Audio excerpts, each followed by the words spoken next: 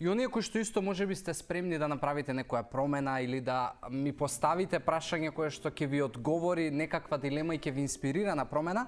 може да го правите користејќи го хаштагот AskJosif, користејќи ги моите приватни профили, да ми пишувате и приватни пораки, или можете да ги искористите проявите на телевизија Телма и да ја направиме таа комуникација. И ви и прашува што да јадам навечер за да не ми влие врз создавање на масти и килажа. И ви, прво ми се допаѓа прашањето што започнува со што, а не со дали, затоа што многу од луѓето се плашат од јадењето навечер и кај многу од луѓето постои верување дека не треба да јаде после 6, дека не треба да јаде после 8, затоа што тоа му влие на поправањето, но таа перцепција луѓето ја имаме од причина што најчесто во попладневните часови кога се јавуваат кризите за благо, за грицки, за калорична храна, ние се прејадуваме до тој степен што навистина тоа ни предизвикува и дебелење, затоа што внесуваме премногу калории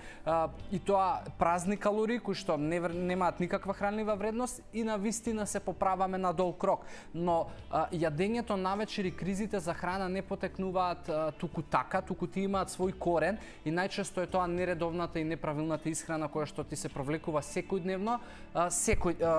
во текот на целиот ден. И решението за тоа не е да не јадеш, туку да јадеш, но она што ете и твоето прашање е, мојот совет е да бидат тоа зеленчуци и протеини или во превод да не внесуваш ориз, да не внесуваш компир, овоше, леп,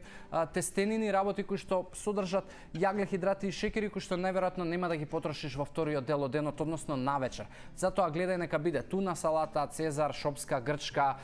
таратур, со печурки салата, со сирење, со урда, значи некои такви комбинации кои што се одлични за вечера и нема да ти придонесат за да покачиш масти и килажа.